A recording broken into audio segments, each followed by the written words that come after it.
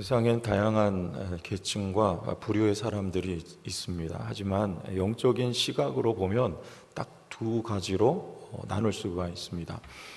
예수를 아는 부류와 예수를 모르는 부류, 이렇게 둘로 나눌 수가 있죠. 여러분은 예수를 아십니까? 아시죠? 우리 이 둘은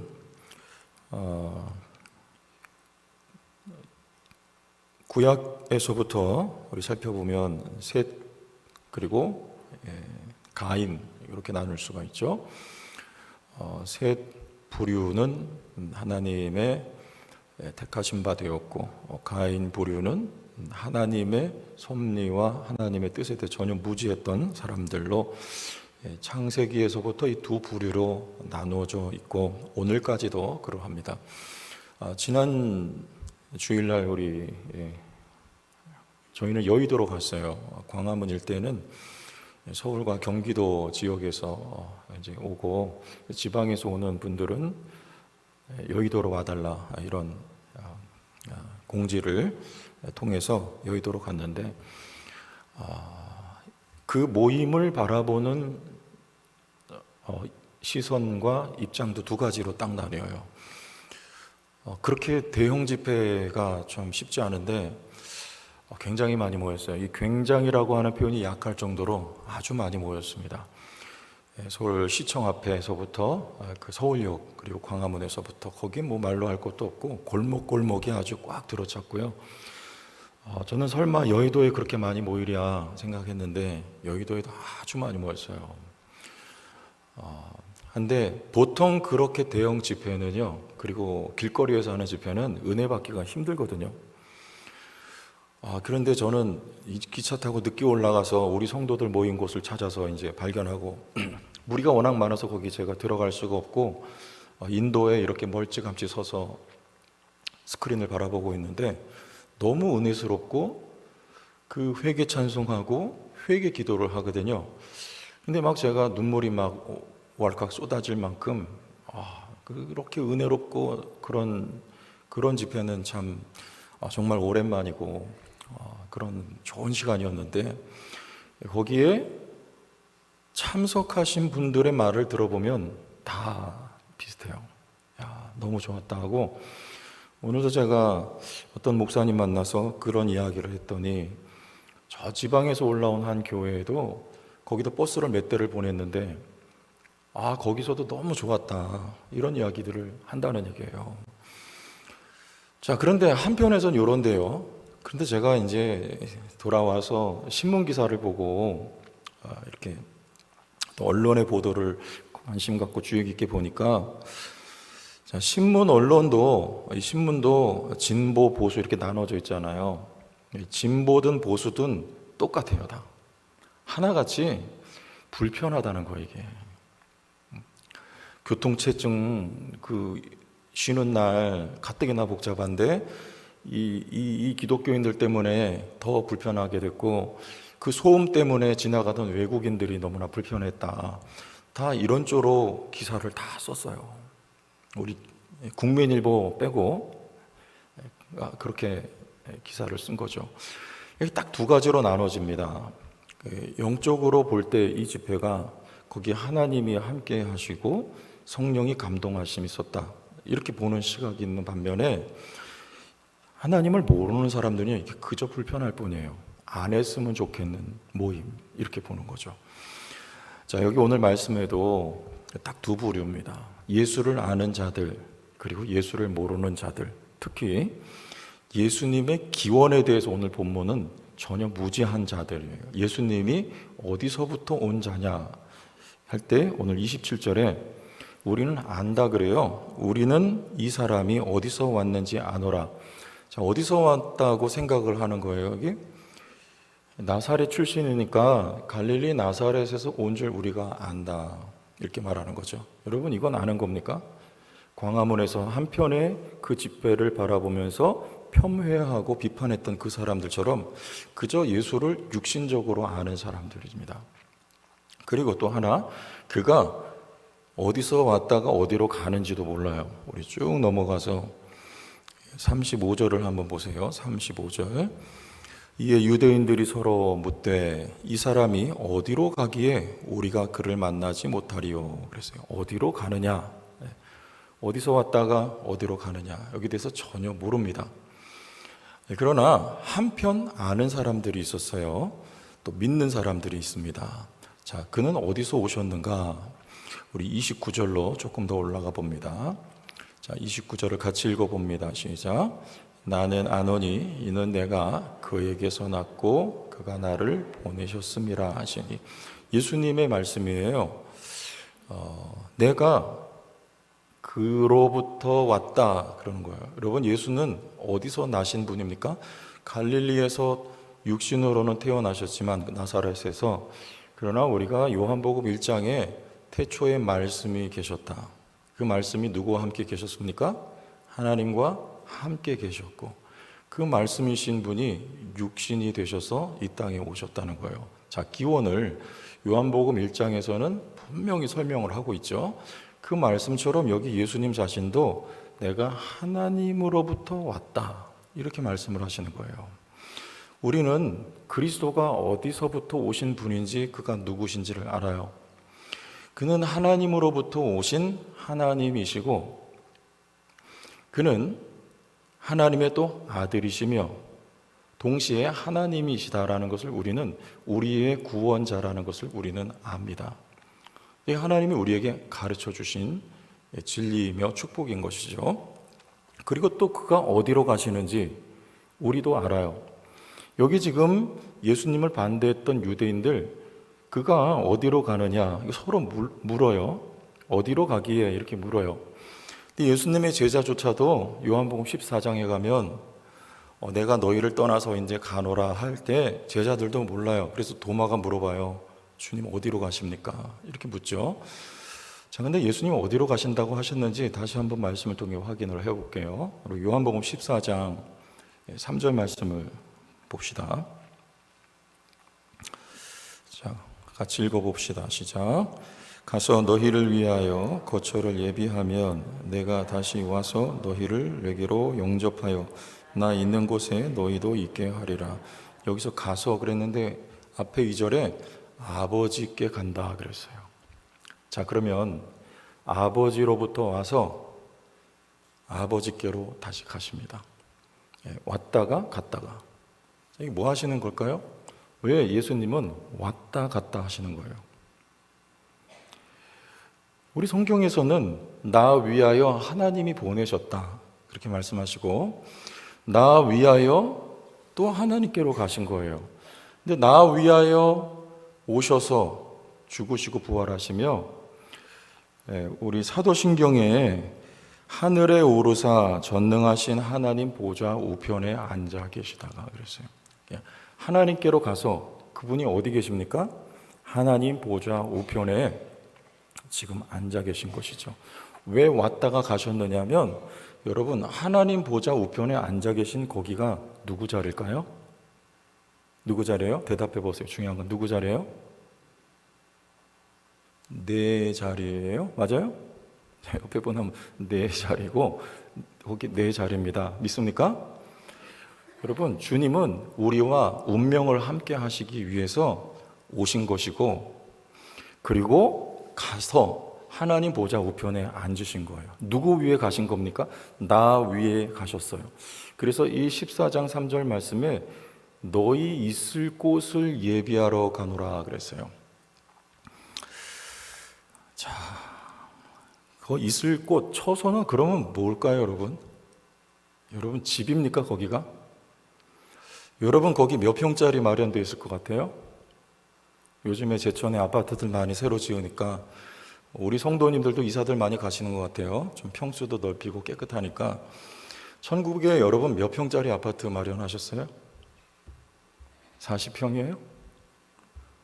우리 그렇게 생각하기 쉬운데 거기 우리 위에 있을 곳은요 예수님 앉아 계신 거기 하나님 보좌 우편에 여러분 앉아 있을 거기 하나님과 함께하는 그 자리 거기가 여러분 있을 처소예요. 믿습니까? 우리 거기 가는 거예요. 거기서 뭐 할까요? 주님과 함께 영원토록 왕노릇합니다. 그게 여러분 정해져 있는 운명이에요. 이게 얼마나 큰 축복이에요. 나도 거기 가서 예수님과 함께 왕노릇하며 살 거예요. 자, 그럼 한번 생각해 보세요. 우리가 거기서 해야 될 왕노릇이라는 게 뭐예요? 우리 세상에서는 어떻습니까? 호령하고 목에다 힘주고 지휘하고, 그렇죠? 내가 세를 부리는 거, 이게 세상의 왕노릇이지만 예수님께서는 왕노릇의 본을 우리에게 그렇게 보여주신 적은 단 한 번도 없습니다. 예수님은 섬기는 종이셨어요. 그렇게 왕노릇 하셨습니다. 여러분, 이 세상의 왕과는 전혀 다른 방법으로, 모습으로 주님은 왕노릇 하셨어요. 우리가 하나님 보좌 우편에 가서 영원토록 주님과 함께 왕노릇 한다. 여러분, 우리가 무슨 왕노릇입니까? 예수님 하신 것처럼 우리도 그렇게 섬기는 왕노릇 하게 될 거예요, 거기서. 자, 이제 벌써 마음에 다 걸리죠? 표정이 약간 단단해지고. 그러면 여기서도 섬기느라고 수고하고 고생했는데 천국 가서도 또 섬겨야 되느냐, 막 이런 부담이 막 밀려오지 않겠어요? 그런데 있잖아요, 그 힘이 그 천국에 가면요, 여기서도 우리가 주님으로부터 섬김을 받았고, 성령께서도 여러분을, 우리 요한복음 읽어보면 가르치시고, 성령께서도 여러분을 섬기고 도와주시고, 그리고 저 천국에 가면 하나님 보좌 우편에 앉아 우리가 왕노릇할 때 주님께 우리가 거기서도 섬김을 영원히 받는다는 말입니다. 주님께 섬김을 받고 주님께 사랑을 받고 그 힘을 얻어서 우리도 서로 사랑하고 섬길 수 있는 곳, 여러분 거기가 천국 아니에요? 네? 그 정도는 돼야 천국 아닙니까? 얼마나 아름답겠어요. 우린 그렇게 주님과 함께 왕노릇하게 될 것이다. 여러분, 우리 지금 저 북한에 심상치가 않잖아요. 막 우리 젊은이들 사진 보니까 아주 새파래요. 이 20살도 안 된 것 같아요. 10대 후반 정도 된 군인들인데 10,000명 넘게 이제 파병을 한다고 하죠. 얘네들은 완전 그냥 총알바지로 밀려난 거예요, 거기. 자, 이 세상은 이래요. 누구를 위해서 지금 그러고 있는 겁니까? 정말 우리 김정은 씨가 나라를 위해서 그렇게 하는 겁니까? 아니라고 봐요. 나를 위해서, 내 안위를 위해서 젊은이들을 희생시키는 거예요. 여러분, 이 세상은 이런 방식이지만 예수님은 결단코 그런 방식으로 왕노릇하지 않으신 것을 우리에게 약속하시고, 우리도 영원한 천국에 들어가면 그 주님처럼 왕노릇하게 될 것이다, 이런 말씀을 우리에게 해주고 계신 것입니다. 우리와 함께 운명을 함께 하신 이유가 그래서 그래요.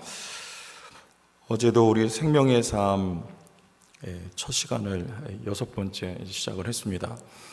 거기서 나온 이야기가 첫 번째 이 얘기가 나와요. 자, 우리 신앙생활에서 가장 중요한 게 뭐냐? 관계가 가장 중요합니다. 아무리 다른 거 잘해도, 기도를 아무리 많이 해도 관계가 엉망이면 꽝이다, 그거 말이에요. 헌금 생활 아무리 잘해도 관계가 안 좋으면 그거 뭐예요? 꽝이에요. 아무리 많이 몸 들여서 내가 몸으로 봉사하고 헌신해도 관계가 안 좋으면 꽝이다. 제일 중요한 게 관계다. 이런 말을 하니까 뭐 하나 맞다, 성경에서 그거 말씀하고 있는 거 맞다 싶은데, 한편으로는 마음에 뭐가 턱 걸린 것 같아요. 왜? 우리가 많이 그러고 있잖아요. 이게 시원하지 않지 않습니까? 뭐 관계 그러면 우리가 맺혀 있고 서로 반목하는 경우들도 있고 하니까 그런 부담이 있단 말이에요. 그럼 지금 나는 신앙생활 꽝이냐? 여기까지 이제 추론이 가능한 거죠. 여러분, 그거보다도 정죄하기 위해서 하는 말이 아니라 우리는 지금도 예수님의 섬김을 받고 있고 예수님의 사랑을 받고 있습니다. 그래서 그분의 섬김과 사랑을 받아서 이제 그것이 나에게 점점 충족하게 깨달아질 때 나도 누군가를 섬길 수 있고 사랑할 수 있게 되는 것이 조금씩 나로부터 흘러나오게 되어 있지 않겠습니까? 그래서 우리의 관계가 하나님과 우리 서로의 관계가 좋아질 것이다. 그 방향을 향해서 우리의 믿음이 자라가야 한다는 것을 말씀하고 있는 거예요. 자, 그래서 저 영원한 천국에 가면 우리가 주님과 함께 왕노릇하는 것, 주님의 통치를 받는 것은 여기서부터 시작이라는 것을 오늘 말씀을 통해서 한번 확인합시다. 우리 37절 읽지 않았는데 37절로 39절을 한 절씩 읽어봅시다. 37절, 명절 끝날 곧 큰 날에 예수께서 서서 외쳐 이르시되 누구든지 목마르거든 내게로 와서 마시라. 읽어보세요. 나를 믿는 자는 성경의 이름과 같이 그 배에서 생수의 강이 흘러나오리라 하시니. 자, 이 생수의 강이 누구라고 말씀하고 있어요? 39절 같이 읽어요. 시작. 이는 그를 믿는 자들이 받을 성령을 가리켜 말씀하신 것이라. 예수께서 아직 영광을 받지 않으셨으므로 성령이 아직 그들에게 계시지 아니하시더라. 할렐루야. 여러분 성령을 받았지 않아요? 그러면 여러분 속에서부터 에덴이 이제 회복이 됐어요. 그 배에서 생수의 강이 흘러나리라. 제가 몇 번 설명드렸을 거예요. 에덴 동산에는 4개의 강이 시작이 거기 발원지가 에덴이에요. 비, 기, 유 이렇게 4개의 강이 흐르죠. 근데 그 에덴에서 흘렀던 그 강이 이제는 여러분이 성령을 받고 여러분 속에서부터 흘러난다 그 말입니다. 그러면 에덴이 여러분 안에서부터 다시 회복이 된 거예요. 여러분 에덴 동산은 누가 통치하시는 곳이라고 배웠습니까? 하나님이 통치하시는 곳이죠. 왕이신 하나님이 여러분을 이미 천국에 가면 우리가 주와 함께 왕노릇할 것인데 그 왕노릇을 여기서부터 시작하게 됐다. 지금 그 말씀을 하고 있는 것입니다. 여러분 그러면 왕노릇은 어디서부터 우리가 할 수 있는 거예요? 죽어서 천국 가서 거기서부터 이 땅이 아니고 내가 예수 믿고 성령 받은 시점부터 나는 주와 함께 왕노릇할 수 있게 되었다 그 말입니다. 우리가 하나님이 우리를 창조하셨다 할 때 누구의 형상으로? 왕이신 하나님의 형상으로. 우리 그때 교수님 오셨을 때 배웠을 거예요. 그처럼 우리는 그리스도의 형상을 회복하게 되었고 우리가 그리스도와 함께 여기서부터 왕노릇을 하게 됐다는 것이죠. 여러분 왕노릇 어떻게 하라고요? 주님이 나는 섬김을 받으러 온 것 아니다. 나는 섬기러 왔다 하신 것처럼 여러분 우리가 섬김으로 첫째 누구를? 하나님을 섬김으로 그리고 또 동시에 누구를? 내 형제와 이웃을 사랑함으로 섬김으로 그런 방식으로 우리는 왕노릇하는 것입니다. 여러분 지시하고 호령하고 강압하고 이런 방법으로 우리는 왕노릇하지 않습니다. 그 거부하고 세상 방식이며 우리는 온전히 나를 상대방 앞에 낮추고 내가 섬김으로 왕노릇하여서 첫째, 여기 우리의 사명이 있어요. 우리 요한복음 17장 20절을 읽어봅시다. 같이 읽어요. 시작. 내가 비옵는 것은 이 사람들만 위함이 아니요 또 그들의 말로 말미암아 나를 믿는 사람들도 위함이니 그랬어요. 자, 그들의 말로 말미암아 여기 있는 제자들 말고 이제 이 제자들이 복음을 전해서 또 나를 믿을 사람들까지 그들이 주께로 돌아오도록 지금 앞에 있는 제자들이 주님처럼 왕노릇 해줄 것을 지금 기대하고 있는 거예요. 여러분 복음을 어떻게 전합니까? 여기 말이라고 했는데 로마서 12장에는 너희의 몸을 하나님이 기뻐하실 산 제물로 드리라 그랬어요. 복음을 어떻게 전합니까? 이렇게도 전하지만 여러분 섬겨서 복음 전할 수 있기를 바랍니다. 전도 대상자는요 내가 기도할 수 있고 섬길 수 있는 사람이에요. 그거 어떻게 전도해요? 그를 섬기는 거예요. 사랑을 보여주는 거고 섬김의 본을 보여주는 것이고 그리고 말씀을 전하는 것이고 그리고 그가 주께 돌아오도록 우리에게 사명이 있는 것입니다. 사명 첫째. 자, 그리고 이것이 열매라고 해요. 요한복음 15장 16절 여기도 같이 한번 읽어보실까요? 시작.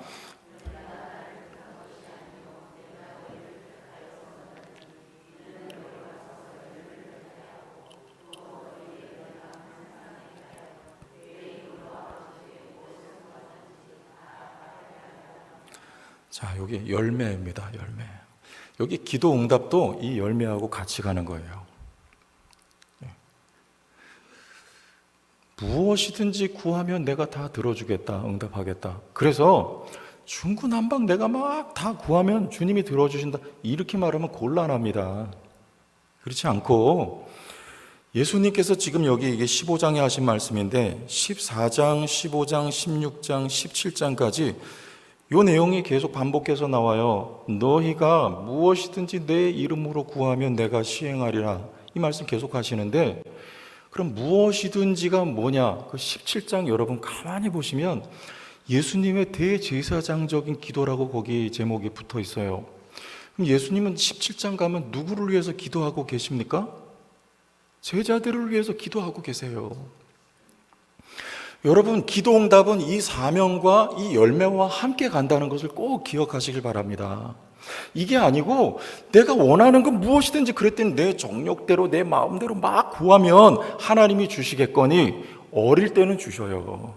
그런데 주님이 바라시는 것은요, 사명과 열매와 같이 가는 기도라는 거예요. 여러분, 누구를 위해 기도할 때 목적이 분명하고 그 목적 아래에서 내가 무엇이든지가 통용이 되는 거예요.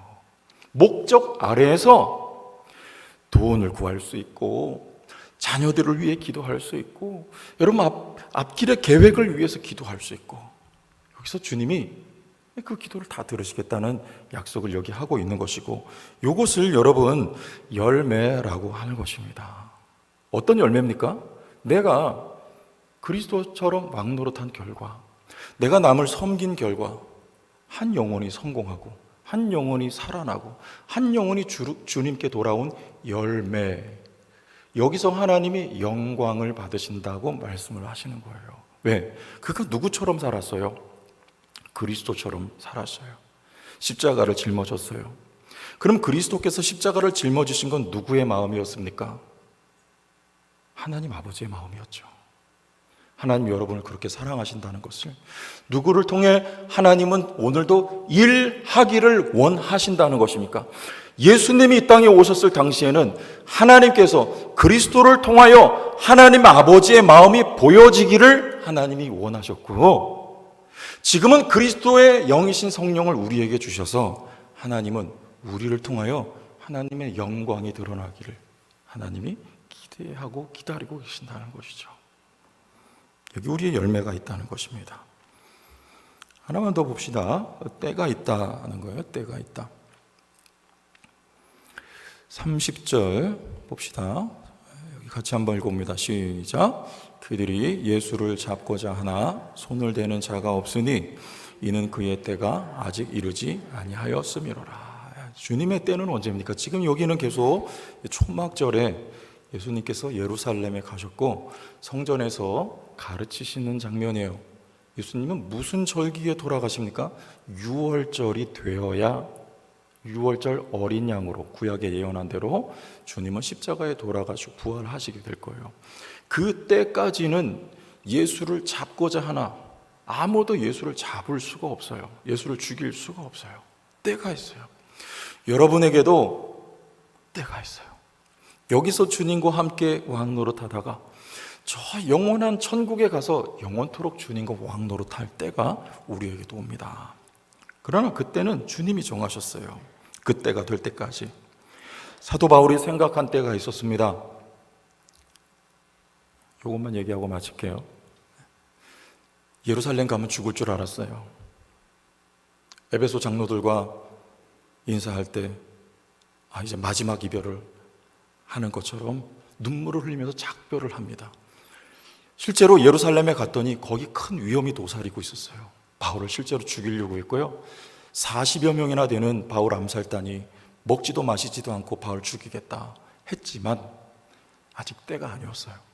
그래서 바울을 손끝, 털끝 하나 건드리지 못합니다. 그리고 여러 과정 끝에 이제 로마로 향하는 배를 탔죠. 유라굴로 광풍이 일어납니다. 그러나 광풍도 바울을 해칠 수가 없어요. 왜? 아직 때가 아니었기 때문에 그래요. 멜리데 섬에 도착했습니다. 거기서 불을 쪼이다가 독사에게 물렸어요. 그러나 바울은 죽지 않습니다. 왜일까요? 아직 때가 이르지 않았기 때문입니다. 바울은 로마에 갔어요. 거기서 2번 투옥한 결과 그 로마에서 때가 되어서 하나님께 부름을 받게 됩니다. 그때까지 바울은 열매 맺는 삶을 살았고, 바울의 삶을 잘 보세요. 그것이 바로 왕 노릇한 삶이었다는 거예요. 여러분, 하나님이 부르실 때가 있습니다. 여기 남겨놓으신 이유가 있습니다. 그때까지 여러분 여기서부터 왕 노릇 잘 하실 수 있길 바랍니다. 우리가 가정교회를 한다. 이거 여러분 굉장히 제가 이 말씀 보면서도 성경적이다. 그런 생각을 했어요. 주님은 우리를 섬기셨고 그래서 살리시고 제자들에게 또 다른 사람을 섬길 것을 말씀을 하시는 거예요. 여러분 이 순서를 잘 보세요. 담임 목사는 우리 장로님들은 성도 여러분들을 섬기는 자리에 있는 게 맞고, 섬김을 받은 성도님들은 또 다른 사람을 섬길 수 있는 거. 여러분 이것이 가정교회의 시스템이에요. 담임 목사는 목자를 섬길 것이고, 이번에 목자 헌신 받았는데 한 30여 명 가까이 우리 전체 다 해가지고 헌신을 해주셨어요. 그분들 담임 목사가 주님이 우리 섬기신 것처럼 제가 섬기길 바라고요. 그리고 목자들을 통해서 또 우리 목장 식구들이 섬겨져서, 여러분 그러면 우리 제천 성도교회가 그야말로 작은 천국이 되지 않겠습니까? 자기의 권리를 내려놓고 남을 섬길 수 있는 거, 이 아름다운 우리 성도교회가 되기를 바라고, 예수님께서 말씀하신 열매 맺는 우리 교회가 될 수 있기를 축복합니다. 주님 다시 오실 때까지 이 아름다운 사명을 감당하는 우리 교회가 되기를 원해요.